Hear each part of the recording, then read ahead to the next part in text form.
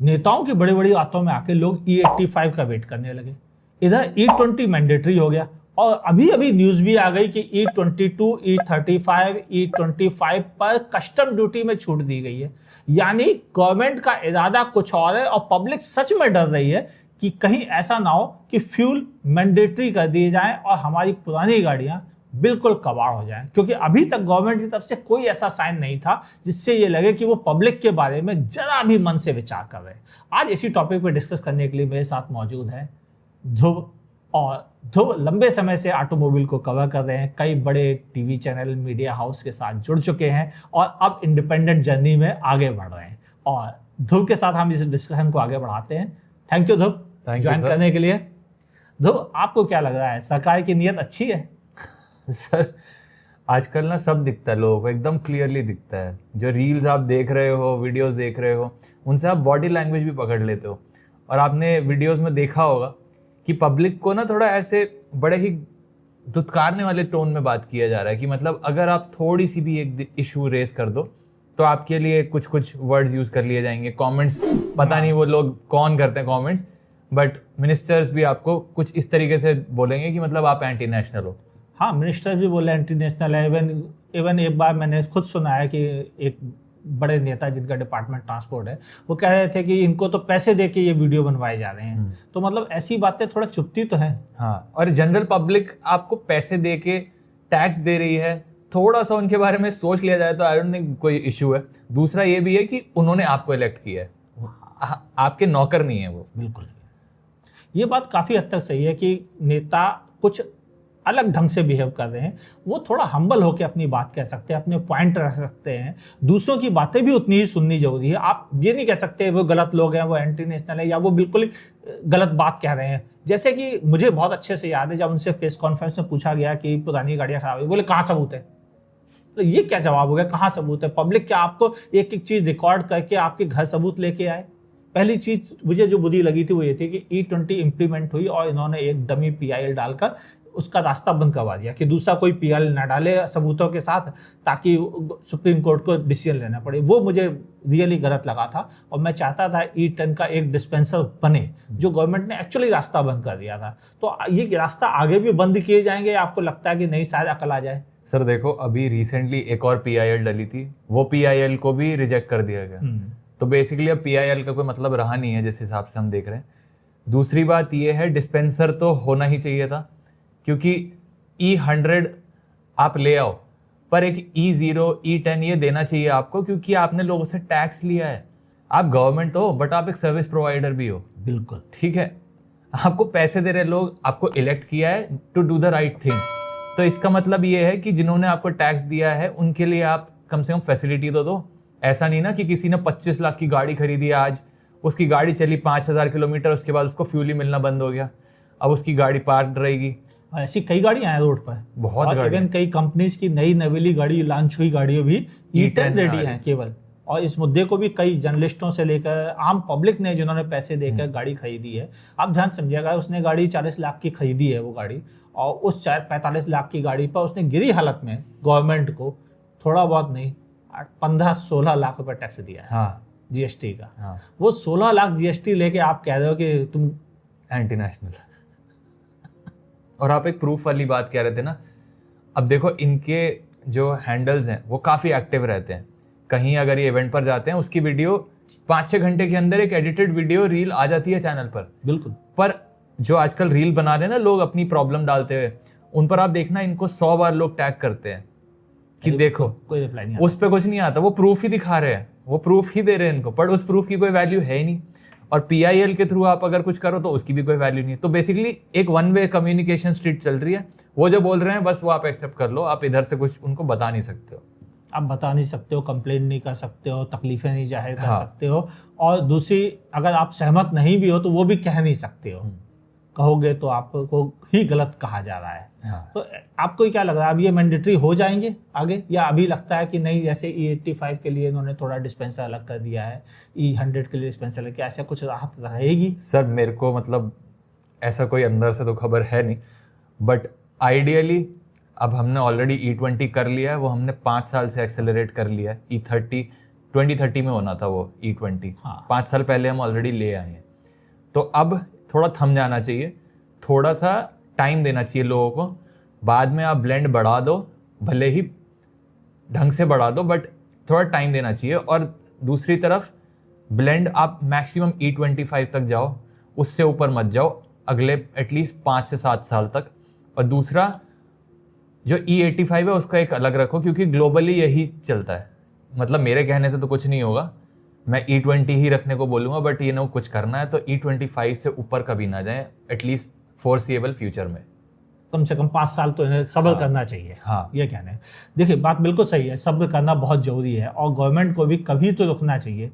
केवल एक लॉबी के प्रेशर में आके कि नहीं उनके पास ज़्यादा एथेनॉल इकट्ठा हो गया, आप जबरदस्ती उसे कहोगे नहीं तुम्हें अपने डलवाना पड़ेगा, जबकि उनकी गाड़ी नॉर्मली अभी भी E5 E10 वाली गाड़ियाँ सड़कों पर करोड़ों की तादाद में है, लाखों में नहीं करोड़ों की तादाद में। जितनी E20 रेडी है उससे तकरीबन मेरी इंफॉर्मेशन के अनुसार शायद 4 से 5 गुनी ज़्यादा E10 वाली गाड़ियां हैं। 23 से ही तो शुरू हुआ है E20 गाड़ी। उससे जो आप 20-25 साल पहले की गाड़ियां हैं, भले ही आप दिल्ली NCR में ना रहते हो, अगर हाँ। उसके बाहर तो सब लोग चला ही रहे ना अपनी गाड़ी, वो मेंटेन करके उनको रख रहे हैं ढंग से। तो वो E10 और E0 वाली ही गाड़ियां हैं, उनके लिए फ्यूल नहीं है, तो मतलब अब क्या होगा। जो आप परफॉर्मेंस कार बहुत रिव्यू करते हो, हाँ, कवर भी खूब अच्छे से करते हो। करेक्ट। परफॉर्मेंस कार की प्रॉब्लम तो और भी ज़्यादा खतरनाक है, क्योंकि वहाँ पर ना तो उन्हें E5 चाहिए ना E10 चाहिए, उनको तो प्योर पेट्रोल चाहिए। और प्योर पेट्रोल की अभी हाल में मेरे पास जो लेटेस्ट खबर है कि मुंबई में हुआ है 182.46 रुपये हाँ। लीटर है। अब इस प्राइस में तो रईसों के भी छक्के छूट जाएंगे। यही तो बात है सर, ये रईस आदमी भी खुश नहीं है इस समय, क्योंकि फ्यूल भी आप अगर वो भरवा लें, आप सोचो फ्यूल का बिल कितना आएगा। इन गाड़ियों में 80 लीटर 100 लीटर पेट्रोल चला जाता है एक बारी में। अगर आप 180 रुपीज़ का ये फ्यूल भरवा रहे हो, आप सोचो 15,000 16,000 रुपये का एक बार में टैंक फुल होगा। मतलब इसका कोई मतलब बनता है? ये आप स्विट्ज़रलैंड और ये पोर्चुगल, ये डेवलप्ड कंट्रीज़ में जाओ, ये फ्यूल के प्राइसेस वहाँ होते हैं, पर उनकी पर कैपिटा इनकम हमसे 10 गुना ज़्यादा है। जो हमारी ईयरली है वो उनकी मंथली चलती है। बिल्कुल सही बात है। तो उनके लिए फिर भी चलता है, बट यहाँ पर आप इनको भी छोड़ दो, E10 भी चल जाता कुछ गाड़ियों में। आजकल जो ग्लोबली इंपोर्ट होकर गाड़ियाँ आ रही हैं वो E10 पे चली गई हैं। अभी रिसेंटली मैं गया था, एक कन्वर्टेबल गाड़ी चला रहा था मैं, V8 लगा हुआ था उसमें, और मैं गया कि मैं जाऊँगा पॉश इलाके में। पॉश इलाका लोक कल्याण मार्ग, PM हाउस के सामने पेट्रोल पंप, वहाँ पर भी 100 ऑक्टेन नहीं मिला मुझे मिला मैक्सिमम वहाँ पे 97 ऑक्टेन। अब मुझे ये नहीं पता इसमें भी एथेनॉल कितना है, क्योंकि 95 ऑक्टेन में भी 20% एथेनॉल लगता है आपको, बट वहाँ पर भी मिला नहीं मुझे। बाद में कुछ लोगों ने कमेंट किया कि अरे वहाँ पर एक पेट्रोल, और ऑनलाइन भी इनकी वेबसाइट्स पर हैं, पर वो कितनी दूर है। हाँ, इतनी दूर भरवाने जाने में ही आदमी के 3,000 रुपये का पेट्रोल उसमें ही चला गया भरवाने जाने के और लिए। उसके ऊपर टाइम। लेकिन एक प्रॉब्लम और भी है कि इन परफॉर्मेंस कार में अगर आप E20 या नॉर्मल कोई फ्यूल भर के छोड़ देते हैं तो वो तो बहुत खतरनाक है उन कारों के लिए। फिर उनका क्या इलाज? तो देखो, एक तो इनके इंजेक्टर जाम हो जाएंगे, दूसरा ये इंजन इनका क्या है कि इनमें अगर आप छोड़ दोगे फ्यूल लाइंस वगैरह में जो इशू आएगा, कोरोजन वगैरह रहेगी, बिकॉज हाइड्रो जो स्कोपिक इसका नेचर रहता है एथेनॉल का। बिल्कुल। अब वो छोड़ दिया ना, और आपने गाड़ी पार्क छोड़ दी, आप चले गए ग्लोबल टूर पे, 2 महीने आपकी गाड़ी खड़ी हुई है, उसमें पेट्रोल भरा हुआ है एथेनॉल वाला, तो आपकी गाड़ी पक्का कुछ ना कुछ इशू आ सकता है, और आप बहुत दिन बाद उसको रन करोगे तो हो सकता है थोड़ा बहुत प्रॉब्लम इसलिए है क्योंकि एक्चुअल में इन गाड़ियों में जो फ्यूल पंप या फ्यूल लाइनिंग जो होती है, हाँ। उन पर बहुत ज़्यादा प्रेशर से फ्यूल जाता है, हाँ। हमारी नॉर्मल कारों के मुकाबले लगभग 3-4 गुना ज़्यादा PSI होता है उसमें। और स्पेशली जितने भी हाई टॉर्क वाले इंजन है उन सब में ये प्रॉब्लम है, और उनमें अगर क्रैक आ गया कुछ आया तो एकदम से ऐसा फटेगा कि पूरा फ्यूल ही पूरा इंजन में फैल जाता है, और इसीलिए वहाँ पर ज़्यादा रिस्क रहेगा। और इनका फिर खर्चा आपका बहुत महंगा पड़ेगा अगर इनको रिपेयर कराने चले गए, और रिपेयर कराने चले गए उसके बाद गाड़ी जो रहेगी वहाँ पर, इनके पार्ट्स इंटरनेशनली आते हैं, मंगाने पड़ते हैं, तो फिर आप सोचो आदमी पैसे देकर भी खुश नहीं है, खर्चा करने वाला भी यहाँ पर खुश नहीं है। मतलब परफॉर्मेंस कार वाले भी खुश नहीं है। एक तो फ्यूल महंगा, दूसरा गाड़ी की उम्र खराब हो रही है, तीसरा खड़ी गाड़ी में फ्यूल भर नहीं सकते। अब एक और भी लीगल इशू है, वो ये कि अगर आप गाड़ी में फ्यूल नहीं भर सकते, फ्यूल निकाल लो गाड़ी से, तो फिर भी थोड़ी राहत है, लेकिन निकाल के आप बाहर रख नहीं सकते क्योंकि इलीगल है वो। गाड़ी तो खरीद ली, अब उसको संभालना उनके लिए इन्होंने सरदर्द बना दिया है। अब इसके बाद सबसे बड़ी समस्या एक और भी है, हमने जो नोटिस किया वो कि जितना परेशान ये परफॉर्मेंस कार वाले हैं, उतने ही परेशान विंटेज और क्लासिक कार वाले भी हैं। उससे ज़्यादा परेशान होंगे ये लोग, क्योंकि ये तो फिर भी चलो आपको E10 वगैरह पे रन करती हैं, वो गाड़ियाँ तो E0 पर रन करने के लिए बनी हैं। वो तो हल्का सा भी अगर उनका रह गया, वो बिल्कुल भी एक रात भी नहीं छोड़ते हैं फ्यूल को गाड़ी के अंदर। जो भी उन्होंने फ्यूल डलवाया है वो उसको जलाकर गाड़ी को पार्क करते हैं। तो ये इशू उनके लिए बहुत ज़्यादा, और उनके पार्ट्स तो कंपनी भी ना दे पाए, कोई होते ही नहीं है। वो तो आजकल तो पार्ट्स बनवाने पड़ते हैं फैक्ट्री में जाकर, आपको उनको रिक्वेस्ट करनी पड़ती है, भाई साहब इस डिजाइन का पार्ट है हमारा, ऐसा एक दूसरा पार्ट बना दो ताकि हम यूज कर सकें। क्योंकि ना तो किसी के पास पुराना पार्ट मौजूद है, ना कोई कंपनी नया पार्ट बना रही है। एक एक पार्ट बनाना पड़ता है और बनने में 6-6 महीने से लेकर 3-3 साल लगते हैं। और ये कार्स इतनी महंगी होती हैं, और लोग इनको सिर्फ ऐसे ही नहीं रखते कि हमारी शान बान की गाड़ी है या फिर कोई याद है। ये ग्लोबली जाती हैं, वो इनको ट्रांसपोर्ट करते हैं, कार शोज में लेके जाते हैं। बिल्कुल, ये प्राइड है लोगों का। बिल्कुल, और लोगों का नहीं, देश का भी प्राइड, देश का भी प्राइड। हमारे इंडिया में ऐसी गाड़ी मैनेज है। जयपुर घराने ने मैनेज कर रखी है, हैदराबाद घराने ने मैनेज कर रखी है, इस घराने ने मैनेज कर रखी है, पटियाला वाले राजा साहब के पास मौजूद है। तो ये प्राइड की बात है। हाँ, और इस प्राइड को मेंटेन करना, उसकी देखभाल करना हमारी जिम्मेदारी बनती है। और आप फ्यूल नहीं दे रहे हो उनके लिए, जिम्मेदारी हम कैसे उठाएं? फिर इस दौर में जब इतने सब कियोस्क हो चुका है कि गवर्नमेंट कोई एश्योरेंस नहीं दे रही। कभी गवर्नमेंट ने ये नहीं कहा कि हम E20 के बाद रुक जाएंगे, कभी उन्होंने ये नहीं कहा कि हम E30 के बाद रुक जाएंगे। वो बल्कि और डरा रहे हैं कि हम तो ये करेंगे, हम तो पेट्रोल का मुंह नहीं देखना चाहते। एक लेटेस्ट डायलॉग आया, हम पेट्रोल का मुंह नहीं देखना चाहते। भाई साहब, रिटायरमेंट की उम्र आ गई है, हमें भी नहीं देखने का मन है। हम भी चाहते हैं कोई दूसरा यंग लड़का आए, चीज़ें संभाले और शायद वो इस बात पर गौर करे और दुनिया की साइंस को समझे और उसके परिवार के लोगों की एथनॉल फैक्ट्री ना हो। शायद उसको तब समझ में आए कि हाँ। फिर अब मुझे बताएं, आप ध्यान से समझें, E85 रोल आउट कर दिया, E100 रोल आउट कर दिया, क्या होगा? देखो सर, E85 और E100, थैंकफुली अभी इन्होंने E85 सिर्फ एक डिस्पेंसर निकाला है, सेपरेट है वो, क्योंकि वैसे किसी गाड़ी में डाल दे तो आज रात में ख़राब हो जाएगी। ठीक है, E100 ले आए, उसका कोई मतलब है नहीं वैसे फ़िलहाल। थोड़ा E85 पे रह लें तो ठीक है, बट उसके लिए E100 की कंप्लायंट गाड़ी भी लानी पड़ेगी, जिसकी टेक्नोलॉजी में सारे ब्रांड्स को इन्वेस्ट करना पड़ेगा। वो टाइमलाइन उनको पता भी नहीं है, उनके लिए भी कन्फ्यूजन है, सबके लिए कन्फ्यूजन है। यहाँ पूरा एकदम एक स्मोक स्क्रीन चल रही है, किसी को पता नहीं है, वो सब अपने आंखों पे पट्टी बांध के ऐसे चल रहे हैं, अभी देख रहे हैं कि कहीं पर तो कोने पर पहुंच जाए। बट E85 की कुछ कॉम्प्लेक्सिटीज़ हैं। एक टेस्ट हुआ था, एक अपने मीडिया आउटलेट ने एक टेस्ट किया था एक सुजुकी जिक्सर पर। बिल्कुल, वहाँ पर उन्होंने E85 पर मोटरसाइकिल को रन किया, दूसरा फिर E20 पर रन किया, पूरा टैंक ड्राइव वगैरह करके। एटलीस्ट आई थिंक 30% का डिफरेंस था फ्यूल इकोनॉमी में। 24.8% आया था। हाँ, डिफरेंस तो डिफरेंस तो सही था। हाँ, मैं खुद उस ऑर्गेनाइजेशन का पार्ट रह चुका हूँ और मैंने वहाँ पे वो टेस्टिंग उस तरीके से करी है गाड़ियों की, तो मुझे पता है कि टेस्टिंग प्रॉपर करी जाती है। काम कभी नहीं हुए। हाँ, वो बिल्कुल सही तरह के बातें हैं। ठीक है, गवर्नमेंट की इच्छा नहीं है, वो नहीं चाहती ये डिस्क्लोज हो कि एक्चुअल में क्या प्रॉब्लम है। लेकिन जैसा मैंने अपने भरसक समझा था कि आपके साथ शायद व्यूअर्स को याद हो या ना याद हो, मैंने एक चार्ट दिया था, उसमें बताया था कि आप E20 फ्यूल भराते हैं तो कितना एवरेज मिलता है और E85 से कितना अंतर आता है।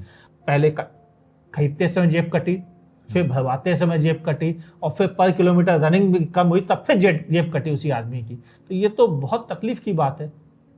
आइडियली इसका जो रेट है मैक्सिमम मैं बता रहा हूँ 75 रुपये, ये मैं अपर लिमिट बता रहा हूँ। वैसे तो इसको 70 रुपीज़ ही कर देना चाहिए, आइडियली यही है। ग्लोबली भी ये कम से कम 30% सस्ता रहता है नॉर्मल फ्यूल से, जो आपका E85 पेट्रोल है।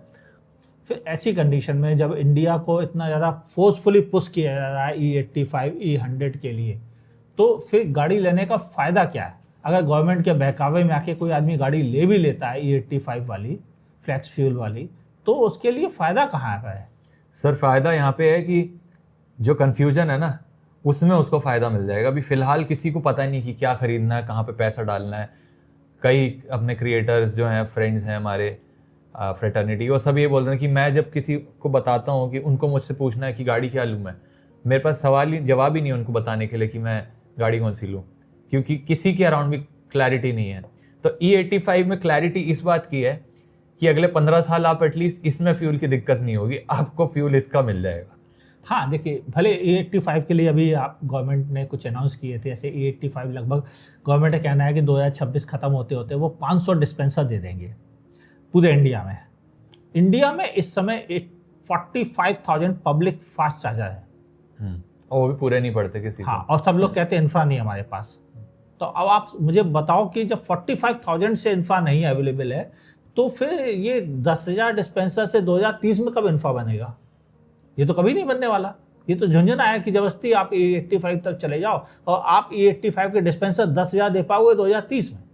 इसको एक ऑल्टरनेट फ्यूल की तरह कंसिडर किया जा सकता है, क्योंकि ये हमारा एक्सचेकर जो है उसको तो कम करता ही है, वो तो नो डाउट अबाउट दैट, वो अच्छी बात है, बहुत अच्छी बात है। बट इसको आप थोपो मत लोगों के ऊपर, इसको आप साइड में रख लो। जिसके लिए एथेनॉल की गाड़ी सेंस बना रही है वो ले ले, जिसके घर के पास है एथेनॉल डिस्पेंसर फिलहाल।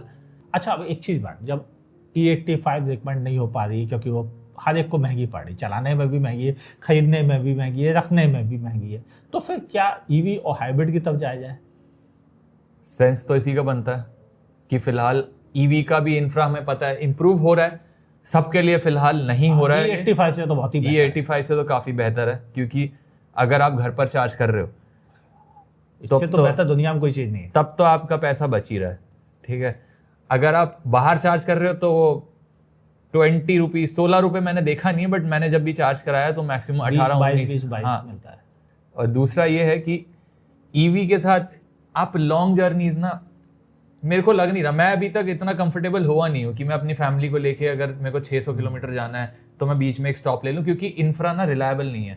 कहीं पर मैं पहुंचा तो वो चार्जर काम नहीं कर रहा है, चार्जर काम नहीं कर रहा है तो चलो कोई दिक्कत ही नहीं है, चार्जर काम कर रहा है उसके सामने कोई अपनी इनोवा लगा के चला गया।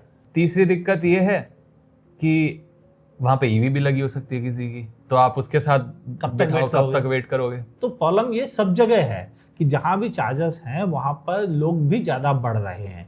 ये भी बात काफ़ी हद तक सही है। और ये भी सही है कि आप चार्जर ढूंढने पहुँचते हो, पता पड़ा चार्जर ख़राब है, किसी की गन ख़राब है, कोई गाड़ी गलत लगा के चला गया है, और चार्जर के बारे में रिलायबिलिटी नहीं है कि वो चार्जर आपको सही मिलेगा और सही तरह से चार्ज भी करेगा और उसकी एप्लीकेशन प्रॉपर कनेक्टेड होगी। आप पहुँच जाते हैं, चार्जर चल रहा है, सब कुछ ठीक, कनेक्ट करते हैं, कनेक्ट ही नहीं हो रहा। तो आपका ये मानना है कि ईवी तभी फायदे का सौदा है जब आप घर पे सब्स्टिट्यूट जब आप घर पे चार्ज करो, वरना आप ईवी के बारे में सोचना बंद करो। फिर हाइब्रिड का क्या? हाइब्रिड मुझे बहुत अच्छी चीज़ लगती है। ग्लोबली सब लोग इस पर बहुत अच्छे से खुश रहते हैं कि मतलब एक हाइब्रिड कार ले ली, सेल्फ चार्जिंग हाइब्रिड। अब सब कुछ टेंशन जो है सब खत्म है। सेल्फ चार्जिंग हाइब्रिड, आपकी PHEV भी मतलब ठीक है equally, but self charging better है। सेल्फ चार्जिंग बेटर है तो क्योंकि वो महंगी नहीं है। बट पॉलिसी बैकिंग नहीं है बिल्कुल भी। आपको पता है टैक्स कितना ज़्यादा इस पर लगता है? 40% इस पर टैक्स लगता है। और दूसरा ये है कि फिर भी अगर आपकी रनिंग हाई है तो आप एक हाइब्रिड कार ही ले लो। वो कहावत मशहूर है ना, डायलॉग था फिल्म का, याद है, बच्चे की जान लोगे, तो यहाँ सारे बच्चों की जान तो ले ली, अब CNG बची है। उसका CNG में भी मिक्स हो रही है बायोगैस। हाँ, तो ब्लेंडिंग तो टारगेट कहीं ना कहीं मीट हो रहे हैं, हर चीज में ब्लेंडिंग हो रही है। कुछ लोग इसके लिए थोड़ा दूसरा वर्ड यूज करेंगे, ब्लेंडिंग की। मिलावटी माल मिल रहा है आजकल। हाँ, खाने से लेके आपके फ्यूल तक में।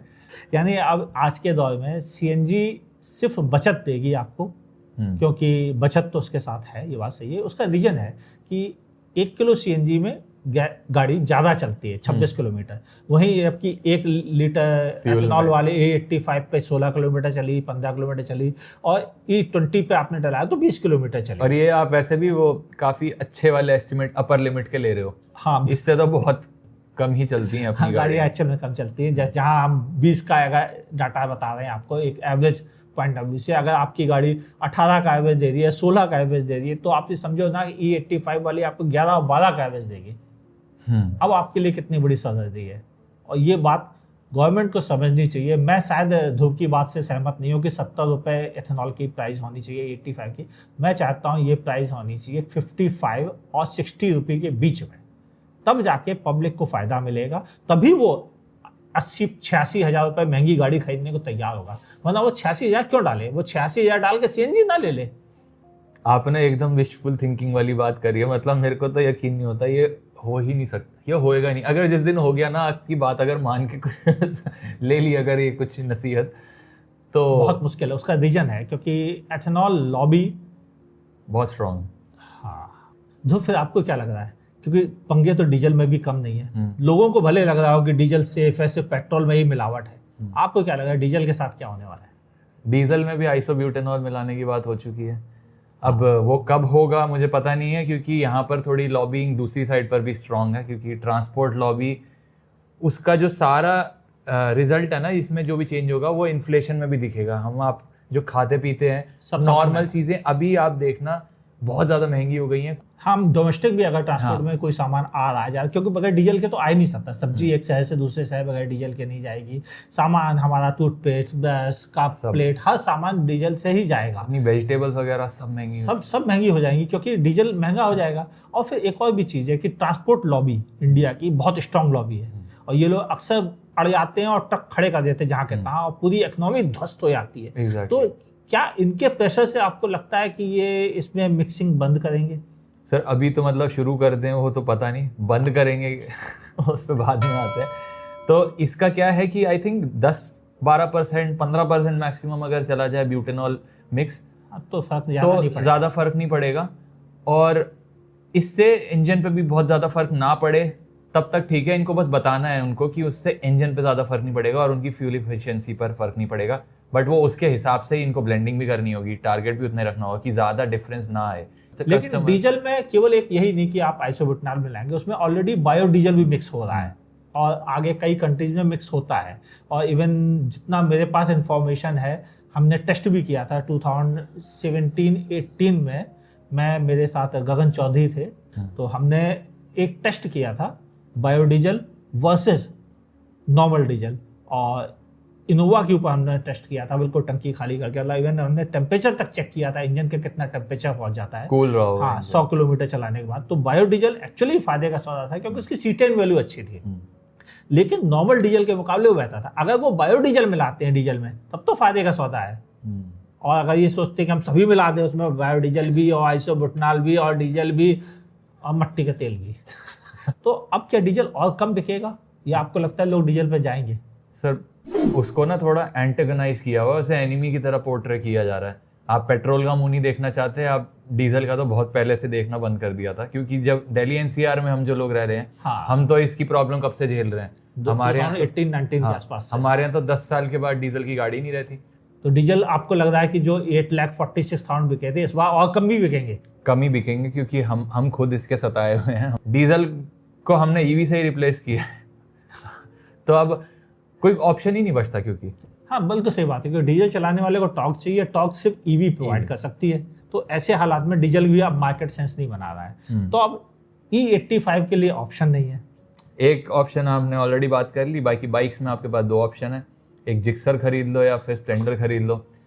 जिक्सर वाले को माइलेज थोड़ी बहुत तो मैटर करती है, हाँ, पर स्प्लेंडर वाले को काफी ज्यादा माइलेज मैटर करती है। वो कैसे सर्वाइव करेगा, वो तो सवाल ही बात। वैसे भी वैगन आर खरीदने वाला व्यक्ति वो होता है जो ज्यादा एवरेज चाहता है, और E85 में एवरेज ही नहीं मिल रहा है।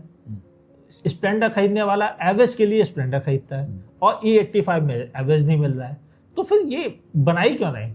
इंडिया की पब्लिक मूर्ख नहीं है, समझदार है, उसको कैलकुलेशन समझानी नहीं पड़ती है, वो कैलकुलेट कर लेती है, बस उसे सब चीज़ें पता चल जाए। जब तक आप उसे धोखे में रखे थे कि 85 में बचत होगी, आपने बोल दिया 15 रुपए का पेट्रोल मिलेगा आपको, वो बस वो उसी झामे में रहा क्योंकि आपने उसे धोखा दिया था। लेकिन अगर उसे आपने आप सही प्राइस बताई, जैसे ही उसे पता चली कि 83 रुपये लीटर है, उसका सारा दिमाग हट गया। अब वो वापस CNG, EV और E20 की तरफ ही रहेगा, और शायद मेरे अंदाज यही समझदारी भी है। आपको क्या लगता है?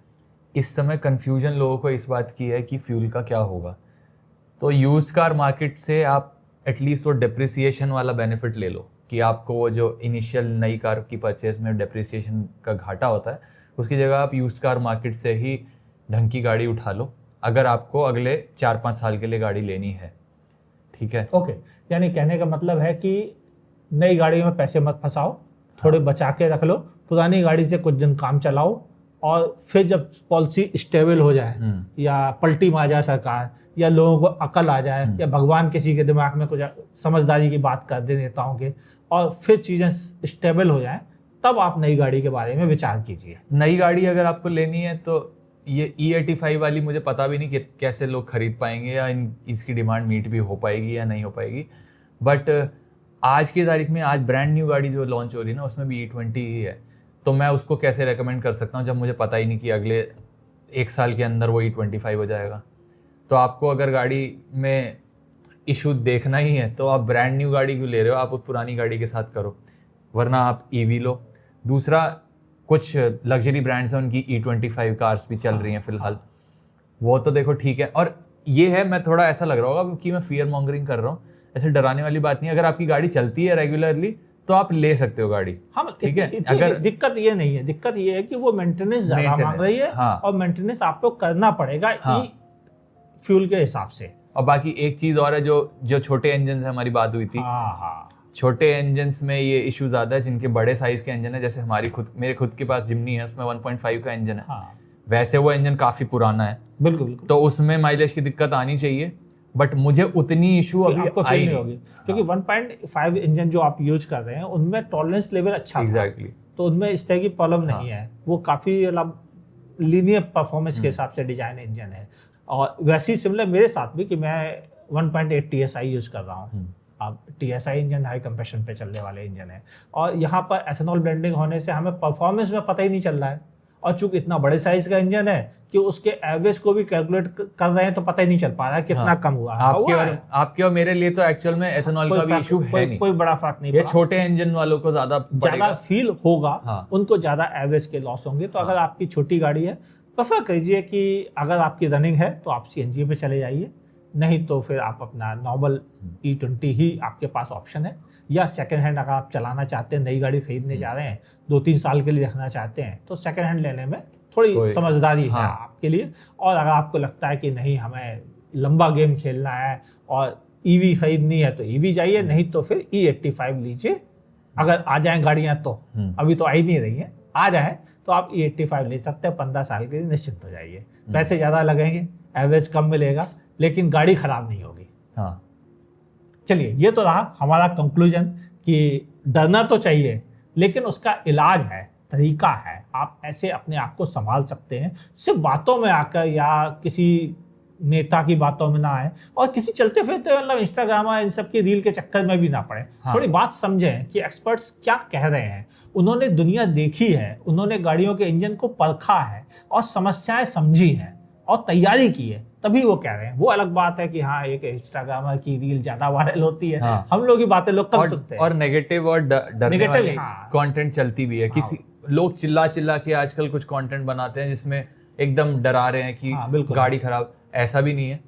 ये मैंने अभी एक फोटो देखी थी, किसी के टैंक में चींटियां लगी। हाँ, कि वो AI फोटो है, एक्चुअली कुछ नहीं है। हाँ, और दूसरा एक और था जिसमें मधुमक्खी एक TVS की बाइक के उसमें पेट्रोल पंप के ऊपर, सॉरी फ्यूल ग्रिड के ऊपर ऐसे उड़ रही थी, वो भी AI वीडियो थी। हाँ, तो मतलब ऐसे इन चीजों से डरिए नहीं, ऐसा एक्चुअल में नहीं है। एथेनॉल के ऊपर चींटियां मक्खियां नहीं लग सकती है, ये हमको भी पता है, इतनी हमने भी पढ़ाई की है। तो ऐसे वीडियो सिर्फ लोगों को बहकाने के लिए या व्यूज पाने के लिए बनाए जा रहे हैं। समझदारी से अगर आप समझेंगे तो चीज़ें का सॉल्यूशन है। और इस वीडियो को अगर आपने पूरा देख लिया तो दोस्तों के साथ जरूर शेयर कीजिएगा, ताकि उनको पता चले कि गड़बड़ कहाँ हुई है। हमारे डरने की रीजन है, लेकिन भयानक कंडीशन बिल्कुल नहीं है। सॉल्यूशंस हैं, आपको उनमें से अपने आप को थोड़ा सा बदलना जरूर पड़ेगा। और वही बात, सरकार पर भरोसा करें या ना करें, वो आपका अपनी कॉल है। मेरा तो टूट चुका है मेरा तो टूट चुका है। वीडियो अच्छा लगा हो तो लाइक कीजिएगा, और दो थैंक यू अपनी बात इतनी बेखौफ तरीके से रखने के लिए। थैंक यू, क्योंकि हमने तो हमेशा ही कोशिश की है कि सच लोगों के सामने पहुंचे, और आपने हिम्मत दिखाई कि आपको वो बात कहने के मन हुआ आपका जो एक्चुअल में लोगों के लिए सही है। थैंक यू उसके लिए।